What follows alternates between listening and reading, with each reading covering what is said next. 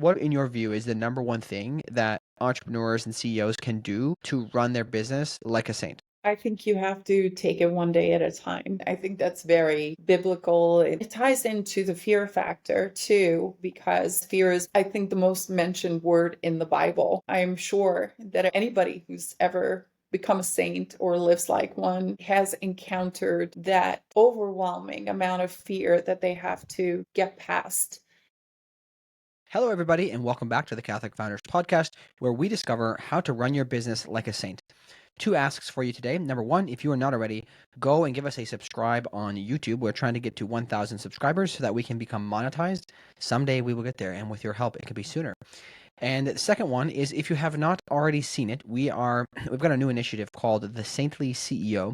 This is a free weekly newsletter that will help you learn how to run your business like a saint. Each email will have two main components. Number one, a 5-minute read that will help you insert your faith into the way you run your business. This will always be under 1,000 words. And then a short list of Catholic entrepreneurs to help you discover other people doing what you do and learn about their businesses so you can network with other folks. It's totally free, so sign up today. Okay. Today's conversation is with Monika Elling. Her company is called FMG, or Foundations Marketing Group, and she has spent over 15 years helping companies in the wine and spirits industries create brands, grow them, and sell them. One brand that she worked with actually sold for $200 million, and they did this in the course of 5 years, from concept to sale in 5 years. $200 million. So that's a really kind of impressive number. As you can see, she really knows what she's doing. And today, she's building her own brand that will be launching within a couple months here. Now, I wanted to have her on to actually talk about something different. I wanted her to talk about her journey of entrepreneurship through the lens of being a mother. Early on in her career, she actually stepped away from her career to raise her kids. Eventually, she would get back into the market and build things as you see today. But I thought it would be interesting to speak with her about this because this is a challenge that female Catholic entrepreneurs need to work through. And I think Monika has a really, really great way of thinking about it. She offers some thoughts on that. She also even shared some business ideas that if she had young children today, that she would pursue because it's a little bit different market, and she talks about that as well. So really fun conversation. I hope you guys enjoy it. Without any further delay, let's get into the show. All right, welcome to the show, Monika. How are you doing today? I'm doing great. Thanks for having me. Yeah, very excited to have you. You're somebody who I've kind of admired what your tenacity and your ability to just get things done. Like we met through some entrepreneurship meetups in New York, and I've just really admired like the things you've achieved in your life. So tell us straight into it. Tell us a little bit about who you are and what you're doing today. Sure. So I actually grew up in Europe, and my family escaped communism when I was 9 years old. We arrived in the US when I was 10. And my family, generally speaking, has been in the scientific field. So that was how I grew up, questioning everything and never accepting what's at face value and digging deeper. And that's been a lifelong theme for me in everything I've done career-wise. Went to Rutgers University, actually played D1 tennis. That also had a great impact on my life because as someone that is an entrepreneur, the resilience and the focus are elements that, and discipline, of course, that I've taken with me throughout my career. So in that in that process, I wound up getting married and having children, and 3 children relatively early on when people I knew were still figuring out what they were doing for work. I already retired from official workhood because I wanted to be the one raising my children at home, and we made that decision quite early on. So my initial career stage, which was in advertising and marketing and primarily luxury goods, CPG, came to an abrupt halt as I was raising the children.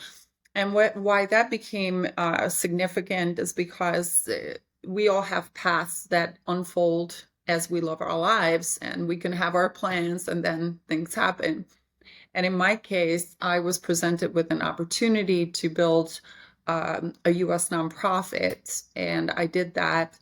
And our work was involving the emerging markets and the post-communist era countries, and really developing trade and investment. And so I had the opportunity to build a nonprofit, which fit into my time requirements with the kids.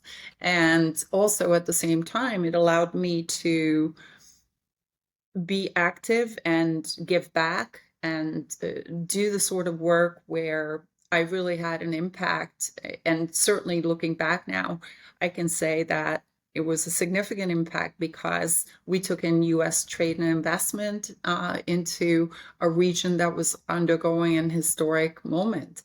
So that also led somehow to me being involved in the wine business, because all the historic vineyards were going up for privatization, the agricultural space across the board. And you had some of the leading wine and spirits companies coming into the marketplace. And somehow I woke up 6 months, a year later, and I realized I'm in the wine business. So that's been what I've been involved in for the last 20, 25 years. And it's taken all my skill sets and pulled it all together into an industry I'm extremely passionate about, that is global by its very Hmm. nature. It was the first product that was ever traded across countries. So I know people are talking about tariff issues as if this were some revelation. I mean, there were battles back, historically among countries as a result of these trade wars. So I find it to be a fascinating industry. Not many women in it, by the way. So that was a challenge on many fronts, but it really brings my marketing strength to bear, Hmm. and also my creative side, which I didn't know I had. I actually blend wine, so I make wine for award-winning wineries around the world. So what are you doing today then? What's your current venture? Because you've done a lot of things, and we'll talk a little bit more about those accomplishments. But what's the current thing you spend most of your time on? Yeah, so at the moment, I have pivoted my company, which I've been running for the past 15 years, and we are turning into a brand creation company. And essentially, I'm launching a series of products, and the first one is coming out in about 6 weeks. It is a wine that I make in Italy. It has zero sugar. It's absolutely stunning, and it has really a beautiful, beautiful flavor profile. So we think we hit the sky with the packaging, Hmm. with the flavor profile, and the idea that something can be better for you because of its low sugar nature is, I think, something that's going to resonate with Yeah. customers. No, it's definitely a hot trend right now. I appreciate that. And then going back on your career, can you mention some of like the biggest accomplishments you've had, like the companies that you've helped them build their brands and sell them or whatnot? What are the coolest things that you've been able to work on? I have to say, one of the coolest ones for sure was my very first client, because I decided to go out on my own and I built my own website, put it out there, and optimized it well for search. So that was helpful. And we had an inquiry coming in from Alaska, and that's as far as you can be in the United States. I'm in New York, so they were in Alaska. And about 6 weeks after, I found myself on a plane to Anchorage, one of numerous trips I made there, as the project was to create an Alaskan vodka brand and facility, distillery, and all that. And we built a multi-million-dollar facility. It was not a straight shot upwards. It had its down moments, it had its challenges, but we created a stunning brand that won awards right out of the gate, double gold in top competitions, beautiful design, and essentially that distillery today is something that's part of the, I guess, Alaska tour when cruise ships go in Hmm. and when tourists go to Anchorage. Yeah, it must be pretty rewarding to help. I mean, I guess Anchorage maybe is now a relatively known destination for people. I'm assuming like this was like a big part of helping like draw tourists in. There's probably all these things that you get to be a part of, and the storytelling behind it. It is a product, but it also has kind of this draw to it that wants people to kind of 100%. come and check it in. So, no, I think this is really cool. So then broadly speaking, if you were to summarize your the time doing your own business was primarily helping other people Right. create and launch So, brands, and now you're doing your yes. own. Yeah, so FMG is a brand development agency that I created in 2010, and we utilize every aspect of creative design to strategy to sales implementation and really product formulation, the whole nine yards. So I had been doing this for about 14 years for other people, for clients, small, medium, and large. So we've done it for private Hmm. equity. We've done it for just family-owned wineries, because most wineries are family-owned. There aren't that many publicly traded companies in the space, spirits companies, and all that. And in 2017, when we were really testing out what was possible, we were approached by a private equity group, and they made an acquisition with respect to real estate. And along with that real estate, they had a distillery, and they weren't quite sure what to do with it and how to monetize it best. They had an idea, but it required execution and scaling and all the things that they were not really familiar with in terms of the industry. And we created that brand, and that brand had an over $200 million exit in 5 year window. We did the entire strategy, the pricing, you name it, implementation, Salesforce hiring, everything. And that was a soup to nuts testing of the entire process that we were putting in place. Um, and so we did things that weren't typical. This particular spirit didn't have a celebrity. I wasn't looking for one. We were really being strategic about how to scale this. And sure enough, it had its first exit. I think it's going to have $1 billion exit in the coming couple of years.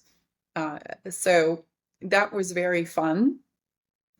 And then having worked with major clients, that everybody from LVMH to leading European family-owned wine companies, you do gain a great deal of insight as to what things work and what don't. So it's not just your own experience, it's also taking in all the client experience over the years.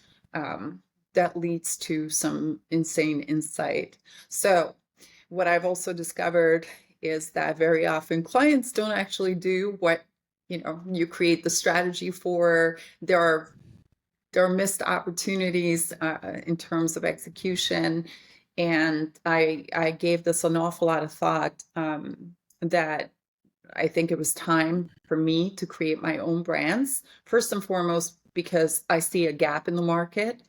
So in this particular case, I have a background in nutrition psychology, and fitness, really my whole life as an athlete. Two of my kids were nationally ranked athletes, and all three were very active. So I've always paid attention in the home, the type of food that we made, and as a European, almost everything was homemade. So, but even with that, ingredients matter, and ingredients matter more today than ever before. We have GMO products. We have all sorts of things that are just not, for me, hitting the health markers. So I gave, I gave it a whirl in the market. I really tried to find products and drinks, especially, that were going to be somehow aligned with my lifestyle. And I ran into a lot of brick walls with that. So I created a product, which is the one I referred to earlier, coming to market in 6-8 weeks. I think the samples arrived today. So I'm just excited to share it with people, because first and foremost, I made it for myself. Hmm. Yeah. No, this is really good. This is a good spot to pause because you've kind of painted the picture for us, the people you've worked with and the skill that you've achieved. But let's go back then to what you mentioned at the beginning, which was you put your career on hold basically to raise your kids. So this is the main reason I want to ask you because you have achieved so much, but you had also this very strong focus on raising the family. And as Catholics, kind of we have this perspective that our vocation in life comes before our vocation in the world, right? Our careers. So can you talk about that perspective as a Catholic woman and deciding like how did you go through that mentally? It it came down to just thinking about the practical things. Who is going to take care of this baby? And the answer was, I'm not letting anybody touch her. And so and I was only 24 at that point. And the realization was, I that's all I really want to do right now is having this child and spending time with her. And then my if I'm home with one, might as well be home with two, and and so on.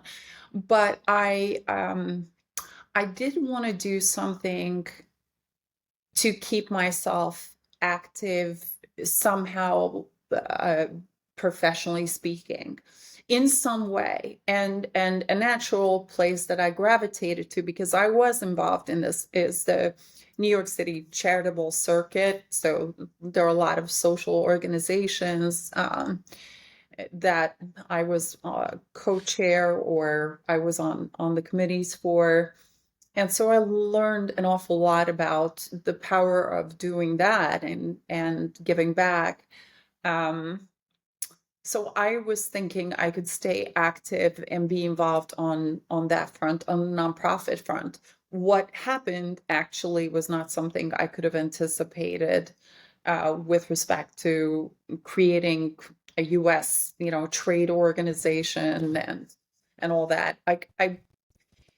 I just knew that I didn't want to contribute too much time to it. I wanted to work for me on my schedule, but I also wanted to keep a hand in somehow some sort of a professional zone. So as I was just trying to figure out what my life needed to look like as a mom, I wanted to make sure that whatever I did wasn't going to supersede what I wanted to do as a mother and as a full-time homemaker. So it was a balancing act. Um, and I remember thinking, oh, I could do this 3 mornings, maybe 4 hours, have a babysitter come in for a little bit. And I was so efficient because as a mom, you learn to be very efficient in a short time. You just get an awful lot done. It's like 4 hours I get to pay attention to something. It was amazing. And sure enough, though, the entrepreneurial side of me kicked in because I built it into a very serious organization, and we had impact on trade and we had an impact on investment. And I worked with the chairman of some of the leading Fortune 500 companies, the White House, USAID, USTDA, OPIC, Exim Bank, the equivalents on the other side, the European Bank for Reconstruction and Development. So I wound up tapping all these unbelievable resources and getting an education in international trade and business development, from a top-down level. So then I'm having my third child, and meanwhile this thing is growing and really growing, and I am finding the parts of working with government as a nonprofit to get to a frustration level where I saw some of the things that were happening that I didn't care for. B, when you think of a government change, you have to think of it in pyramid terms. The top of the pyramid can be cut off when you have a government change, but the rest of the infrastructure is there. The people are there. The ones that don't want to get things done are there. Uh, so there are a couple of different aspects to the challenges of working with governments. And one of them was always, every time I had built a really good relationship with one government and all the ministers, the secretaries of state, or whatever they were, regime change.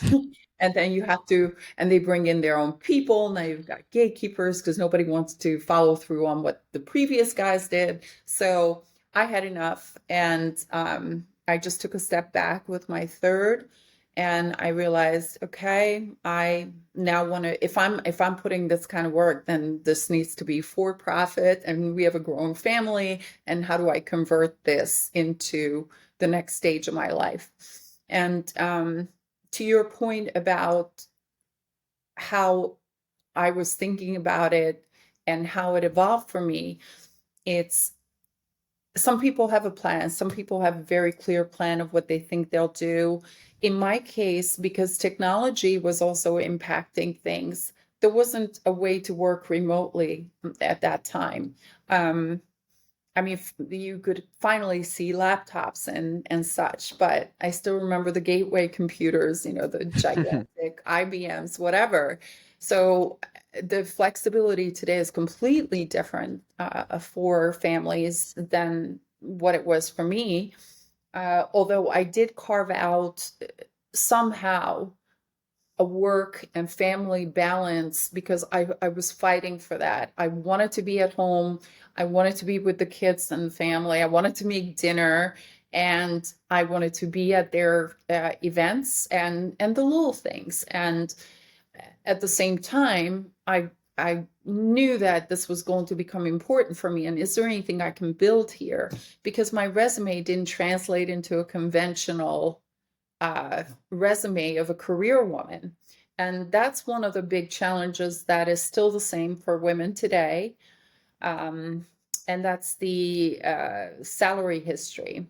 The salary history is a real downer because even though I was doing this high profile work, I wasn't, I wasn't making a salary. I wasn't actually, it was a nonprofit. It was actually a nonprofit where the principal didn't even take a salary. Yeah. In fact, we put money into it, if anything. So it's challenging because if you want to re-enter the workforce later, as a woman, your salary range and the jobs that are available are going to be a conversation. Hmm. And so even though I worked my way into the workforce at a later stage, um, it wasn't what it would have been had I stayed the course in a conventional role. But that was a choice. So in other words, perhaps the path of entrepreneurship makes more sense because you still have the value, right? Other people don't perceive the value, but you can just present the value in a different way, and you can do it in a way that you can still have your time for your family. Is that what you would? That's how I you would think put it? so. Today, yes. So these options weren't there. I couldn't run a remote business that readily. Uh, Although I wound up building one because I was hired by a European company who had their European operations centered there, but they wanted to export their portfolio of wine to the US. So we had to build a company. And I took on that project. I did that work for 5 years and really learned about building a business, and carved my way into the wine and spirit space very, specifically. So that was a great opportunity, but I had to be entrepreneurial in doing that. Hmm. And then I decided I had to get some conventional experience in the sector, and I wound up going inside the top distribution company. It's a $50 billion revenue privately held company, and I was actually brought in by the regional president at that time because he had seen my work and I built a reputation, and but I know now that I was getting half the salary that people were Yeah. getting, for that role. And I became their top salesperson to boot. So it, and then the compensation improved, but I never made that Hmm. leap. So I realized at a juncture about 5 years later, 4 or 5 years later, that if I really wanted to improve my finances, it wasn't going to be through the corporate ladder. I was I was on a different time cycle. And so I took all my knowledge, left to start FMG. That was the first company I created. And it was, I believed and I bet on myself. Hey there, quick interruption. If you're looking for support as your business grows, consider using Paraclete VA. This is a project that my EA and I are doing where we are vetting highly talented Catholic virtual assistants, primarily from the Philippines, and helping them get jobs with Catholic employers. We're very passionate about this because Karen has many of her connections, constantly asking her if she knows any Catholic business owners that they could work for. The main reason being their current employers often either treat them very poorly or these businesses are involved in things that are not really, in line with their Catholic morals. But they can't just quit. They have families to feed, so they're looking for new opportunities. If you are interested, reach out by sending us an email to dearcfpod@gmail.com with a little bit about what you're looking for, what skill set you need, and then we will make some introductions. If you end up hiring somebody, you pay us a finder's fee of $500 and a success fee of $500 if you're still happy after 30 days. Please keep in mind, we are not an employer of record. We do not employ them directly. You will pay them. We can help you facilitate best practices there, but we are a finder's agency. So if this is something you're interested in, reach out today, dearcfpod@gmail.com, and we will hopefully get you rocking and rolling. All right, back to the show. Yeah. What role did you being doing work like in the nonprofit situation as well as other things? How did this I don't know the way to phrase this exactly, like how did it affect your kids and seeing you work and being able to see you kind of do things rather than, just kind of taking care of the house only? Yeah, so it was good, bad, and ugly. It was all of the above, because I did have quite a bit of travel. I did have quite a bit of international travel. Some of that was high profile, so that was very cool for my kids. They also heard about things, whether it was a specific business deal that was happening or something they read about in one of the papers that I was being featured in or publications. Whether it was here or in Europe. It was interesting for them. But my youngest, because when she was born, is when my work started to accelerate. Um, and I wound up spending about 10 days out of every 6 weeks in Europe. And she was like, Mommy, when do you stop that? Hmm. So I wound up going conventional and local, and I took a position that was based out of New York, New Jersey, and she was extremely happy. So, there are good impacts, there are some questionable impacts, and you just have to do what's best for the family Hmm. all around. Yeah. So I guess, do you have any particular framework, the way you would kind of structure it? You say, listen, for Catholic women generally who, they know they're called to be a mother and a wife. How should they approach entrepreneurship? What are the kind of the principles that you would say that you think should be for most people something they consider? Yeah.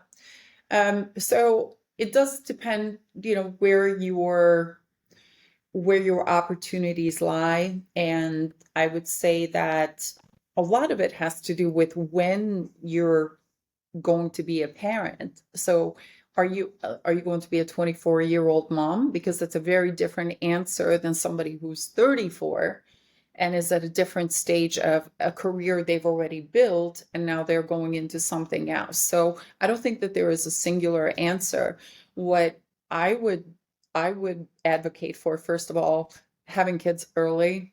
Just my experience is, my kids were all grown where people were still having small children. And in fact, my oldest daughter became my business partner as she graduated out of the university, which, we've been business partners for 15 years, and it's kind of crazy, but it worked for us. So to me, it does come down to the life decisions you're making about the family first, and then looking at what stage of that child rearing process can you activate a business of your own. So there are more demands when the kids are very little. Is there something that can be done at that stage? Maybe, but maybe is it that, you have a couple of kids and you wait until they're 4 or 5 and then really start in. So I think it's not so much about the entrepreneurial side. You can today create a business out of anything at any point in Hmm. time. So it's no longer that limitation. The central question is, when are you going to um, have that family and have those children? Yeah, I like the fact that there's no, I guess there's no one size fits all answer, because I think it's common to want to, especially as Catholics, to be like split hairs and to be prescriptive, like, here's the rules, follow the rules, but it is different for every person. And I think this is, something I've thought about a bit with some of the saints. Like, there are saints who, like Saint Joan of Arc, or Saint Therese of Lisieux, who you would, a lot of people be like, oh, that's not women's not supposed to do that. That's not a thing. But it's like, well, they clearly did. They were saints, and they impacted millions of people's lives, right, over the course of history. So don't, have these limitations on what is possible or what is allowed, because God speaks to each of us individually. So I definitely, I appreciate that. One thing I am curious about is, did your experience of being an entrepreneur, especially not necessarily just the career work, but the entrepreneurship piece, did that do you think that this shaped your children in a certain way that gave them a different perspective on the world? Because I've noticed that it seems most people who become entrepreneurs have had some direct family experience with it, which kind of led them to explore, or to kind of scratch at that thing. Any thoughts there? Yes, actually, I come from a family where that was not the case. My father was Fortune 500 and managing director, and spent his entire career there. And and my mom was stay-at-home mom, and she worked early on at the very early stages of my life, and then never again. So she was stay-at-home, certainly from the time she came to this country. Um, but you know, it it is it is very interesting to think about how you are impacted from the family, because other parts of my family were entrepreneurs. But when I started with my first company, I wasn't even thinking of being an entrepreneur. This is a new thing. This is a new buzzword. I created a small business. I was operating a small business. I was operating an agency. So it wasn't so much that I was going to be this, entrepreneur brand. It was more about building a business that is going to be sustainable and helpful for my family. And that was the goal there. It wasn't that I had some grand ambition necessarily. It was like, how do I help take care of my family? And and so this entrepreneur culture has evolved in the last 7, 8 years, maybe 10. Hmm. This language, and now everybody is spewing it, and that's great because it is what it is. Except small businesses have been entrepreneurs for 200 years, but they were just, let me sell this to make that so I can pay my bills and take care of my family. So It's always been in service of that. I think that has been the history of entrepreneurship, is like we work, right? We're called by God to work. Work is good for us. It's good for mankind. mhm. But I feel a little bit disgusted by how nowadays it's all about, like, oh, how can I just extract money from people? Like, how can I make $10 million and then have a yacht and flex it on people? It's like, well, that's not the point of it, right? Like, that's not really the point. The point is for employment. It's for good work, to provide for your family, and then to help those around you. Because I'm not a history buff, but I would venture to assume that it's because of entrepreneurs primarily that people have had employment in general, right? These other people who didn't have that spark in them, uh, to be able to provide for their families. um, it's taken, so the entrepreneur community of being a founder, of whatever, it's it's become so siloed into this different type of a life that people are envisioning. What it really is grind, commitment, innovation, And you have to know every aspect of what you're doing, whether you wind up executing that or not. You really have to build that knowledge base. And to me, and this is where I part ways with a lot of what's going on in the market. Um, Many of the people are raising capital for entrepreneurial activity, and I'm not saying you can't or you shouldn't. It depends on the validity of the idea. But a lot of people that are raising a ton of money are like 24 years old, 25 years old, and I would say, I don't care how much of a genius you are, you simply haven't had the exposure to the way that business works on deeper levels. And those things actually impact good decision making down the road.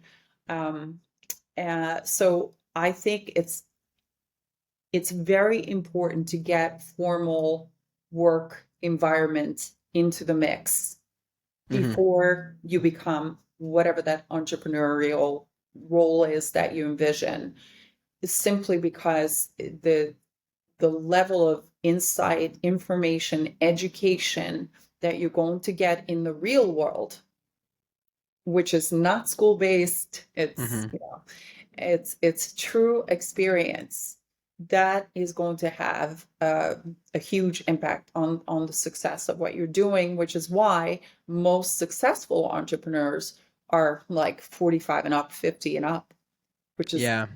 which is not the noise Is that that what you you hear. hear, right? Like you're always Yeah, hearing a 21-year-old, graduate like from Stanford or something, raising no, no. all this money, especially with AI right now. No, this I think about this often because with my work with recruiting with early stage companies, the usually it's the very young entrepreneurs are the ones who have the most immature perspective on talent and employees and how to treat them.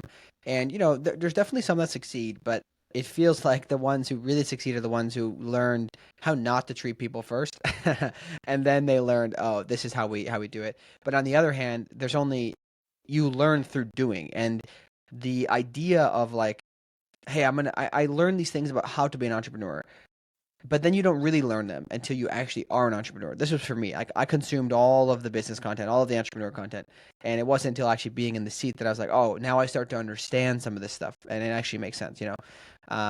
But no, I feel like this is it's a good thing to discuss and have people consider that they don't have to rush out into being an entrepreneur. It's not about the glamour, right? It's about the you should be called to it. I think as Catholics, especially, we should consider that fact. Are we feeling some kind of like tug in our hearts to go towards this thing? Um, Speaking of going towards something, if I really would love to get your perspective on this. If you were raising young kids now, okay, in the current world with what we have today, what are some of the business ideas that you would consider to pursue? What are some of the things you would think about? It's so interesting because I was having ideas when my kids were little, and I even started down the path of some of them, and um, it's it's very fun to think about because there are the functional opportunities which come from, as a mother, you're doing things with your kids and you become frustrated when something should work a certain way and it doesn't, or there isn't a solution for it. I think one of the game changers for me was the hook around the baby bottles that kept it from my daughter being able to throw it on the ground. So that was a game changer. It was this little thing that was produced, I'm sure, for 5 cents in China somewhere, but it was a game changer. That and the pacifier clip, it was like, oh, now, she's not going to throw it on the ground. So there are things, and I've seen them with babies today that I thought back then, oh, they really need to do something like this or solve for this problem. So those are the child, day everyday issues that as a parent you come across, and I would look at that. um, I don't know what specifically today because I'm not in that mix. The other thing I would look at, and this is very much related to where the world is today. If I were raising my children now, I would homeschool them. So that would change my entire approach to entrepreneurship because that would take up an immense amount of time. And there would not be room for me to go and do something else. However, I would probably find something within the online schooling or the homeschooling community that could be a gap that could be identified, that could dovetail into the work I would be doing with the kids and solve on that level, whether it be a software or it be a some kind of service, something around the homeschooling elements, because I simply would not put my kids into um, schools, and even Catholic schools, I think, have been infiltrated in many ways, Hmm. and so I would want greater control over the information they're getting about the world. Yeah, and I think so. So broadly speaking, putting yourself in the circumstance that you're in, and then just solving the problems that you have to face, the problems you have to Yes. deal with. Yeah. Now, and obviously, you mentioned earlier that there wasn't an opportunity to do so many things remote. But I mean, in today's world, yes, there's people calling, people back to the office, but remote is completely natural to people, to almost everybody, right? It's Yeah. very, very natural unless you have exposure to working like in a factory or something. It's very natural, and I think there's so many opportunities. There's also literally truckloads of content on the internet on how to make money online. So there's no excuse here, right? The internet has democratized this all for us, right? So I appreciate that perspective. You have some good stories about how to get in touch with people. So if somebody is in this circumstance of like, hey, I'm gonna start this business. I'm gonna do whatever it is, but I want to go straight to the top levels. How can I get in touch with these people? Because you have some pretty good stories here. Yeah, actually, that's sort of been a superpower I've developed over the years. It's how I started. So I recognize that the fastest path to a good decision or a decision is to really hit the decision maker and hit it at the highest possible level that I can. And so I would say creativity, and first of all, the understanding that that's what you need to do. Because people don't identify that as the path. They go to the middle rank or the appropriate channels. I never went with appropriate channels because to me they were not appropriate.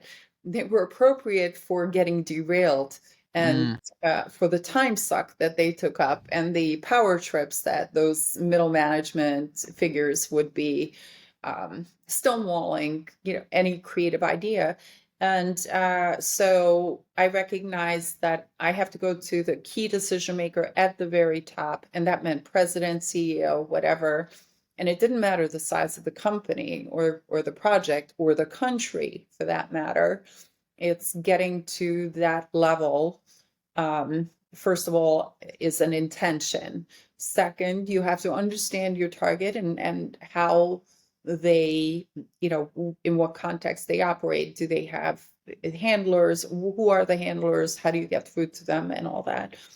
And then start to get creative. And some of the things I did back then, are no longer as exciting because there are different ways of getting through.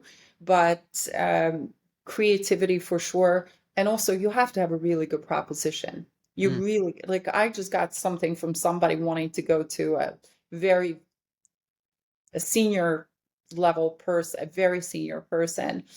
And I looked at it and there's no way I'm taking that to anybody because it's just not well flushed out and it's confusing. So you have to have a really good proposition. What do you want? How is this going to benefit them? And what I've also recognized in my experience with all the senior level management, executive leadership, and government figures is if you engage their imagination, they can see past the issues that a middle management level figure would throw out and block with, um, because CEOs have that imagination.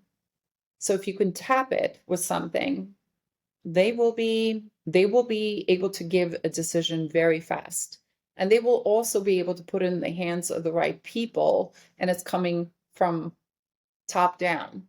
So the process is accelerated in my experience, and you actually get to the people that you should be talking to rapidly. No, that's really powerful advice. I like that piece about the vision. I've never thought about this. That the middle managers is not that they are trying necessarily to shoot things down, but they just don't have the same perspective, right? So that's really interesting. Um, Out of curiosity, what would you say? I'm assuming you've encountered you've referenced maybe a couple of them already, but you've probably as a woman in your line of business, and just probably in general, you've probably encountered a number of barriers, and you've overcome a lot of them. So, what were the core barriers that you faced, and how did you overcome those? As advice to other, women who are looking to go down this route. Yeah, so I I mean, I think one of the biggest barriers was even just getting the job, Mm, and you don't even know that you're getting it or not getting or why you're not getting it. When I was trying to break in from raising kids and running nonprofits, and regardless of the work that I did and how cool that was, still getting into a formal role within a company, that was definitely a challenge. So in my industry, I had to earn my stripes within. And so once I could crack that, I became a top executive. So there were no more barriers because my performance proved out every single day. And it was really funny. There were all sorts of rumors why I was getting promoted left and right, but every morning at 6 a.m., all the numbers came out for every single person in the company, and mine were just speaking for themselves. So I think having that was very helpful. The the other big challenge was trying to improve my salary level, because again, I came in without that history, and that was um, that was definitely a challenge. So I would love to see for women a greater path to parity. Uh, I think just because you spent time raising your children, you should not be held back with respect to earnings. And then in the entrepreneurial side, I do believe that the biggest challenge, and this is across the board for women, and I see it every day, we're raising capital for the new brand that is being launched, and I have raised money successfully before, but it's for women less than 2.4% of the total capital raised. So that's an egregious number. That is practically zero. So women entrepreneurs are just not getting the funding. hmm Yeah. No, I've seen some numbers around this, but I've also seen the fact that typically female founders actually outperform male founders They in a do. lot of cases. They do. So We're I don't. profitable first. Yeah. Yeah, we get to profitability way faster. And actually, I don't think it's anybody's fault. Well, I shouldn't say it's not anybody's fault. I do have some theories about why this is happening, but it's not anyone's direct fault here. It's not this anti-female culture or anything. Women do not, in my view, women do not have the networks, the natural networks that men have built on golf courses in their careers, where they say, hey, Jack, I just put in 200,000 because Joe's opening a restaurant. I want to go in on that. Do you want to go in on that too? Yeah, sure. And before the round is over, those four people that played that round of golf in 8 hours have just invested a cool 800,000 into $1 million round hmm before they left the golf course, Yeah. right? Women Yeah. just don't have that. We're going to say, oh, I get, you know what? Um, Chrissy needs piano lessons, so we're going to do that, and Nick needs tennis lessons, and we're going to do that. And we're going to spend on private school, and we're going to do this, and we're going to do that for the kids. hmm And so women's values and their networks and the way that they deal with money at home because I'm not even sure that that guy on the golf course asked his wife. In fact, he didn't. He's just going to put the money into Jack's restaurant. Hmm. All of Yeah. them are. So it's a different evolution of how women are thinking about, do we invest in each other? Do we invest in just a really good business idea? It doesn't matter if it's male or female, Hmm. but the female network doesn't go around putting The same way. $50,000, Yeah. 100,000, $200,000 of the family money Hmm. into something outside of the family. Yeah, I can just imagine all of the various biases and reasons for this, right? Right, why it becomes difficult. So I appreciate you sharing that. I think this will be very helpful for many people. Um, One thing, so let's start wrapping up with this one. Is what have been the biggest spiritual lessons for you through entrepreneurship? Like, how have you come closer to God through the experience of building businesses? In moments where you feel complete and utter failure, I think it's the sharpest connection, because that's when you don't really have a safety net of any sorts, because there is really no one to talk to. It is you. It is just you with all of it. And I'm not saying you can't have a therapist or a social circle or family or whatever, but it's any entrepreneur that's been through the journey knows that moment. And I think if you can develop the conversation throughout your life, in those moments when you're really hitting a wall, it's it's so much easier to work through it than if you are starting with that particular emergency and like, I need something beyond what is available. And it's that intangible knowledge that I I call faith, that somebody is standing with me. Hmm.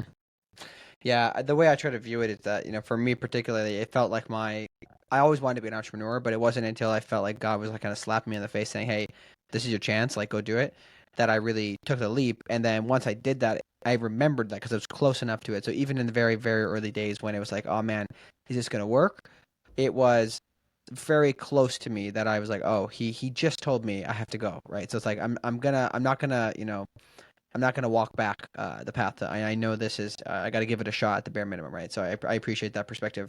Um, what are the, in your view, is the number one thing that entrepreneurs and CEOs can do to run their business like a saint?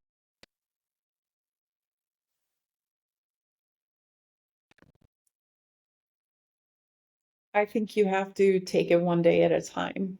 And I believe the journey for just about all saints has been along those lines. And I think that's very biblical. It is something that, you know, we encounter each time when we're trying to get ahead of ourselves. And it's just handle today, just focus in on today.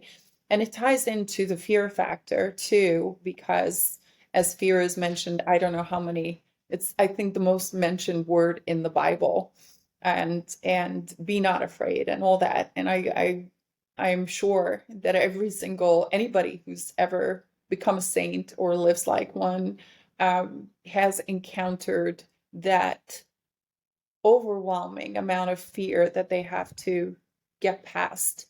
And in that way, building, building your business and building your entrepreneurial life in a way where you just don't let that fear stop you. Yeah, well, that's powerful. I appreciate that. And then last thing would be for you, what is one thing that you wish really existed in the Catholic entrepreneurship ecosystem? I believe where we have a gigantic gap that other people have covered is really funding and venture funding for Catholic businesses, Catholic entrepreneurs, and an ecosystem for doing it. And I'm not talking about $5,000 checks. I'm not talking about, I'm talking about serious funding, because I've looked at other communities and other religions that have, whether it's Mormon, Jewish, whatever, where they've really pulled together and they support each other and they have built very, very powerful communities. We are the greatest community on earth, and we need to start thinking about it. And the reason that's important is because ultimately, those companies that become successful then have the way to give back. We're not Hmm. building that giving back ecosystem, and we're Which not is going which to is do it without crazy. it. It's Yeah. crazy because of considering if you consider the community itself, like the whole nature of Catholicism, we should be the most generous community giving back. We should be the most willing to forego, the luxuries of life in order to help kind of fund the church or fund help people come out of the dumps. And it doesn't seem like it's happening. I wonder. I think about this a lot, and my understanding is that the reason it happens mostly is because there's so much momentum with religion in general is that if you are raised in it, a lot of times you just kind of keep doing it. And so there's many people who are part of the faith who haven't truly had this conversion deeply about understanding what it means to be Catholic. And as a result, they're culturally there, but they're not really like internalizing what it means to be Catholic. If they had, they would look a lot more like St. Paul. They'd be out there kind of, word on the street, telling people what's going on and sharing the news with other people. So this is what I really hope this project helps achieve is get people to think more about this because it's so easy to be on autopilot, right? And there's so many distractions in life that we can just easily do our thing and be okay with it and think, hey, I'm a good person. I pay my employees well. But yet, you're taking all this extra money when you sell your business and you're, buying something you do not need when you could invest it into to the community or to your employees somehow. I'm not even necessarily talking about, sacrifice or not doing this or that. There's plenty of disposable, Hmm. capital available in the Catholic community worldwide. And we need a mechanism Hmm. and a place that says, this particular fund is going to fund Catholic entrepreneurs. And this is not that they're doing, they're building something Catholic per se. They're building a business on Catholic principles, yes, but the company Yeah. can be anything. But we want to support it because I think a lot of Catholics do have this, and I know I did myself. It's like having money, or the money conversation comes up, and it's we shouldn't have it. We should give it away. We should, but it's not like create it, grow it so we can put it to work. And I'm seeing other communities putting it to work, and it's not working for us. Hmm. Well, it's the same. It's the same principle of the parable of the talents, right? Like they Yeah. didn't bury their. I mean, there were some people who buried their talents in the sand, but that was not right. It was the people who had given much. They were, put over. I forget exactly the terminology. They were Mm. supposed to manage, 10 cities or whatever. And this is the fact that if anybody has achieved financial success, I think they have a responsibility to continue using this for the glory of God. And you can just look at people like Tom Monahan, Yeah. and the things that they've done or that he's done. This is an example. So maybe someday I'll get Tom on the show. I need somebody to give me an intro to him. But Monica, this has been really a pleasure having you on. We could definitely talk about many other things, and we could go for a long time. But I really appreciate your perspective on things. And again, love what you're doing. So keep up the good work, and we'll see how your launch goes. We'll have to bring you on at some point to talk about that. Absolutely. All right. Thanks so God much for bless. having me. Take care. Thanks so much for tuning in today. If you really enjoyed this, leave us 5 stars on your favorite podcast player. And if not already, give us a follow on YouTube. We're trying to get to 1,000 subscribers as soon as we can. And be sure to subscribe to The Saintly CEO, our free weekly newsletter that, in under 1,000 words, will help you run your business like a saint and help you discover other Catholic entrepreneurs with our curated list of these folks. And finally, if you are looking for a group of other Catholic entrepreneurs, consider joining our Catholic Founders Guild. This is a group of other Catholic entrepreneurs that meets on a regular basis to work through each other's kind of business challenges, learn from each other. It's just a really nice place to go to speak about challenges in a way that Nobody else does, right? Other business owners, they may not have the faith kind of really there with them, or they may be even Christian, but they don't quite have the security or the specifics that we are looking for as Catholics with dogma. Okay, so it is $10 a month or $100 a year. So just go to our Substack and upgrade to paid. Any of those tiers will work to get you into this peer group. And by doing this, you will also get access to all of our paywalled content as well. So if this is something of interest to you, feel called to, looking for a group of people, a group of peers, consider joining the Catholic Founders Guild today, $10 a month or $100 a year. And hopefully we'll see you on the other side. Thank you so much for tuning in. God bless you and see you next time.